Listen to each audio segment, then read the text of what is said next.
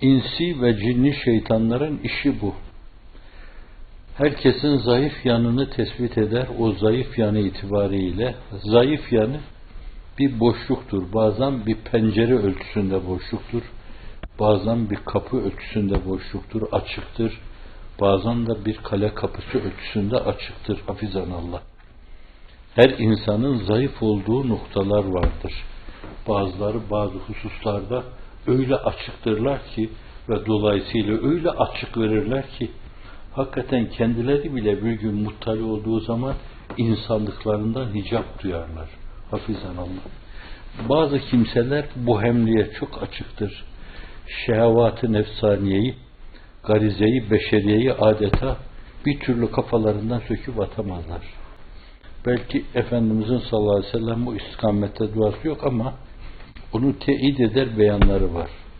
Allahümme inni a'udhu bike min garizetil beşeriye vel cismaniye vel hayvaniye vel nefsaniye vel şeytaniye. Günde 1000 defa desek üzerimizde taşıdığımız emanetin zırhı olması, serası olması itibariyle değer yani. Günde 1000 defa desek Allah'ın cismani tahakkümden, beşeri tahakkümden, hayvani garizelerden, şehvat, nefsaniyeden, bohemlikten Allah'ım sana sığınırız. Bazı kimseler bu mevzuda çok zayıftırlar. Hemen böyle meselenin zerresini bir jaluzi aralığından görseler hemen yıkılıverirler, yuvarlanırlar, ayaklarının dibine yatıverirler. Bazıları da bu mevzuda oldukça müstahnidir. Allah öyle mi yaratmıştır? Yoksa aldıkları terbiyenin gereği, şuur altı müktesebatları ile öyle midir yani? Yetiştiği kültür ortamı itibariyle donanımı tam olduğundan mıdır? O mevzuda biraz daha temkinli, biraz daha dikkatlidir.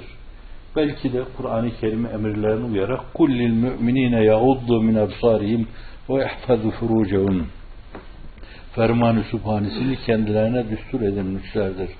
وَقُلْ لِلْمُؤْمِنَاتِ يَغْضُضْنَ مِنْ أَبْصَارِهِنَّ وَيَحْفَظْنَ فُرُوجَهُنَّ Ve burada antiparantez arz ediyorum. Evvela müminler diyor, erkekleri söylüyor. Diyor onlara söyle gözlerini yumsun, harama bakmasınlar.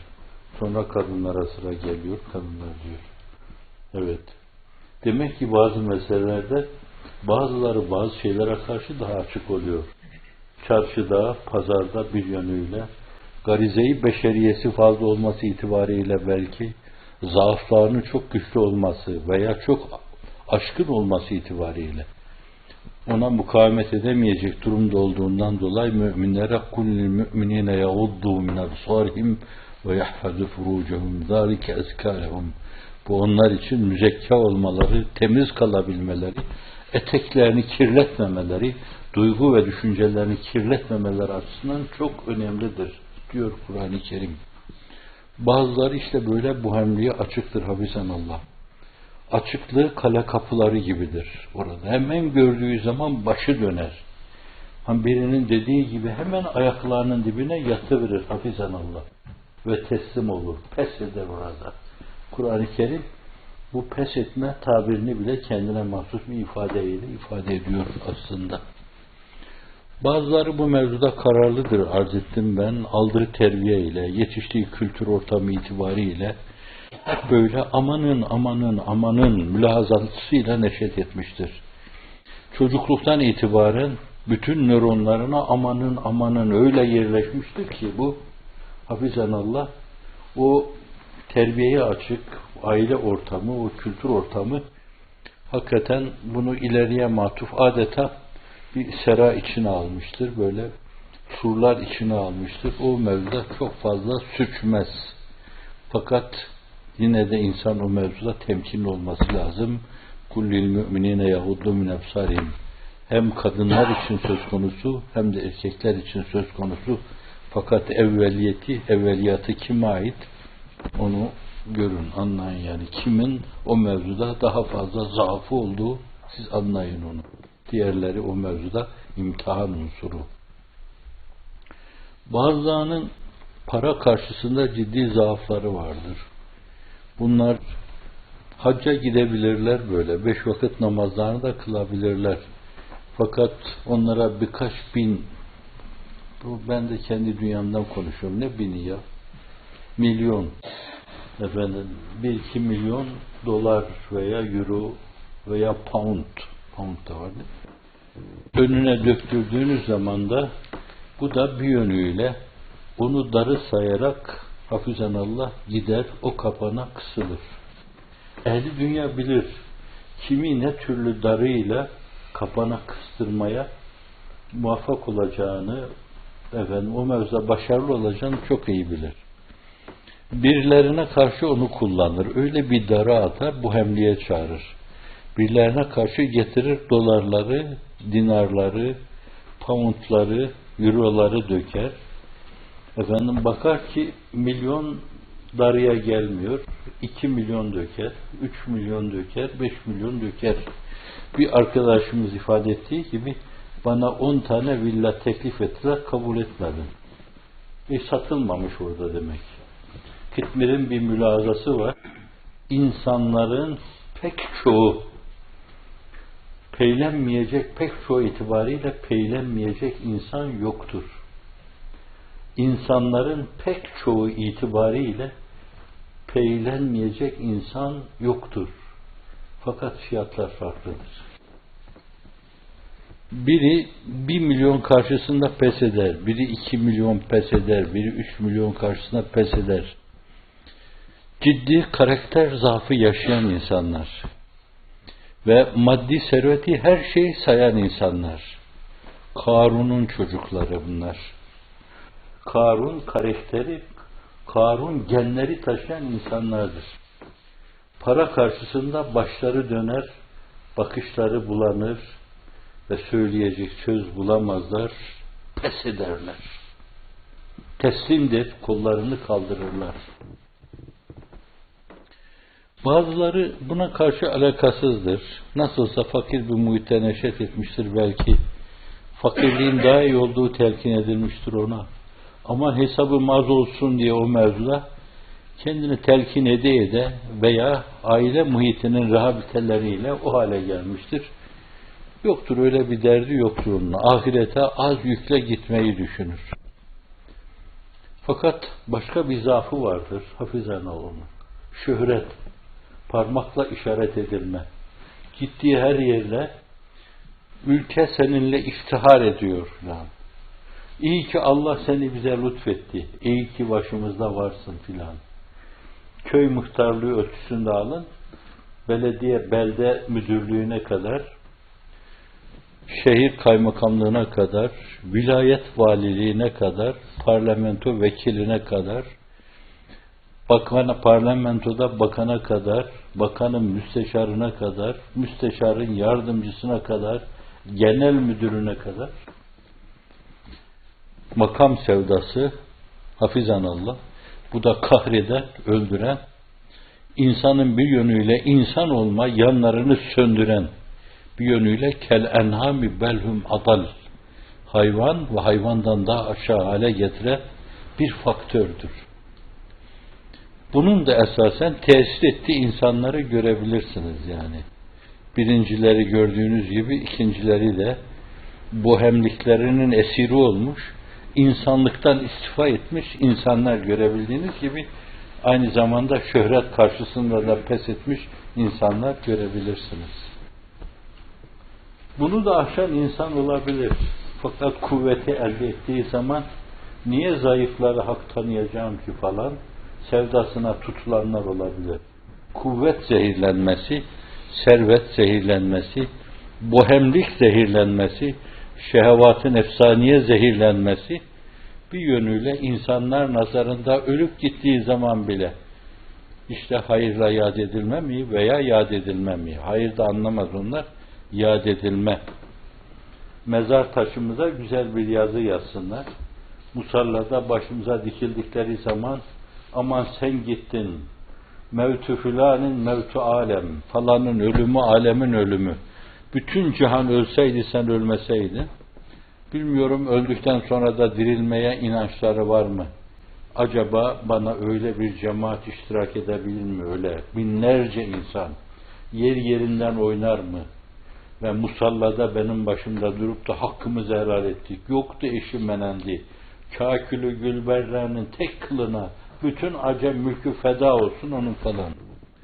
Kimisi de bu mevzuda öyle zayıftır ki inanın sinekten daha zayıftır. Ve en muzir hayvanlardan bağışlayın daha karaktersizdir. O da onunla zehirlenir. Bir yönüyle uhrevi hayatını, Allah'la münasebetini, Allah'ın ahseni takvime mazhar etmek suretiyle donanımında kullandığı dinamikleri yerle bir eder. Ahseni takvime mazhar olan insan kel en'am belhum adall olur.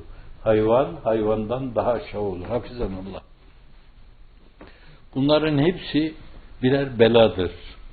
Allah Celle Celaluhu adanmışlık ruhuyla bu hizmete gönül vermiş insanları bu hastalıklardan, bu vebalardan muhafaza buyursun. İmmün sistemini, ona da öyle denecekse, yani insanın fiziki yapısında immün sistemi var.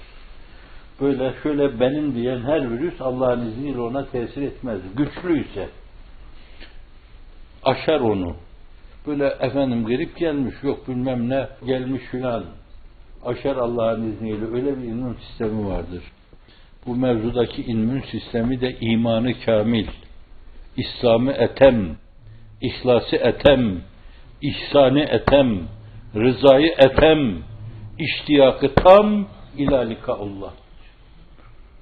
Bu reçeteyi bir yönüyle düsturu hayat ittihaz ettiği zaman Allah'ın izni inayetiyle men kâne lillahi kânallahu leh. Bir insan Allah için olursa Allah onun içindir. Allah bir insanın yanındaysa o insan sürçmez. Bütün bu badirelerin hepsini adeta asfaltta yürüyor gibi, bir şehrahta yürüyor gibi geçiverir. Takılmaz bir şey Allah'ın izni inayetiyle. Çok tekerrür eden Alvar İmam'ın sözüyle sen Mevla'yı seven de Mevla seni sevmez mi? Rızasına iven de rızasını vermez mi? Sen hakkın kapısında canlar feda eylesen, emrince hizmet etsen Allah ecrini vermez mi? Sular gibi çağlasan, Eyüp gibi ağlasan, ciğergahı dağlasan ahvalini sormaz mı? Derde dermandır bu dert. Dertliyi sever Samet. Derde dermandır ahad. Fazlı seni bulmaz mı? Evet, sıkıntı olacak, dert olacak, şu olacak, bu olacak ama bu türlü emrazdan Cenab-ı Hak sizi müberra kılmışsa, siyanet etmişse, bir sera içine almışsa, belli bir ölçüde o türlü bağışlayın, özür dilerim, pisliklere bulaşmamış iseniz, bence kazanmış sayılırsınız. Çünkü ötede ya leyteni demeyeceksiniz. Keşke yevmü tegabün deniyor o güne. O tegabün günü, ah keşke şunu yapsaydım, ah keşke şunu yapmasaydım, ah keşke şöyle etseydim, ah keşke böyle etmeseydim, mırıltılarının yükseldiği bir gündür o gün. O gün keşkelerle kuru kuru böyle teselli aramada olmayacağız. Bu açıdan da dünya ve mafihayı elimizin terkiyle itmesini bilmeliyiz. Yoksa öbür türlü hafizanallah, insan bu belalardan birine yenilmese, ifritten başka bir belaya, ifritten başka bir belaya, ifritten başka bir belaya yenilme ihtimali vardır. Günümüzde emsali kesiresine bakınca zannediyorum Kıtmir'i de tasdik edeceksiniz. Kıtmir'in dediklerini Kıtmirce kabul etseniz bile fakat ters etmek size düşüyor. Çevrenize bakın, aldanan insanlara bakın, sürüm sürüm olan, şunun bunun arkasından sürüklenip giden insanlara bakın. Bunların hepsi bir şeyle, farklı bir şeyle avlanmıştır. Villa ile avlanmıştır, para ile avlanmıştır, makamla avlanmıştır. Bazıları korku ile baskı altına alınmıştır, defterlerine el koymak suretiyle baskı altına alınmıştır. Ve bunlar muvakkaten gelip geçici bu tazikler karşısında dayanamamış, pes etmişlerdir. Yanlış şeye iltihak etmiş, yanlış şeyin arkasından sürüklenmişlerdir. Hiçbir zaman batıl, zulüm, uzun ömürlü olmamıştır. Kehanette bulunmak, gayipten haber vermek gibi bir terbiyesizlik ve küstahlığa girmek istemem. Size hizmete, dünya çapında hizmete zulmeden insanların ömürleri kalmıştır, kalmamıştır desem, inanın bana. Çünkü Allah'ın adaletine inancım tamdır. Zalimi Allah imhal eder de fakat ihmal etmez. İnna Allahe le yumlil zalim fe iza ahazehu lem yuflitu. Allah zalime mehil üstüne mehil verir. Bir kere de derdest etti mi iflahını keser onun. Ve kezalike ahzu rabbike iza ahazel kura ve hiye zalime. İşte ehli zulmeden kariyenin başına gelen bunlardır. Hasan Şazeli Hazretleri de virdinde Husum aksa azizim müntakim. Derdest et bunları Allah'ın o intikam ismi şerifinle. Husum aksal kura ve hiye zalime. Ehli zalim olan o kariyeyi öyle bir kariye nasıl derdest edilecekse öyle derdest et diyor. Virdinde Hasan Şazeli Hazretleri diyor. Demişlerse, etmişlerse, Efendimiz öyle beyan buyurmuşsa, Kur'an böyle diyorsa, bence hiç sarsıntıya girmemek lazım. Bugün cebren elinizden aldıkları şeyleri, gasp ettikleri şeyleri, hukukunuza tecavüz ettikleri alanlarda, bugün olmasa yarın, yarın olmasa öbür gün ve yarını ahirette iki büklüm zalimler halinde karşınıza gelecekler. Orada bir de sizi acıma ızdırabı içinde bırakacaklar. O acımaya da şimdiden hazır olunuz.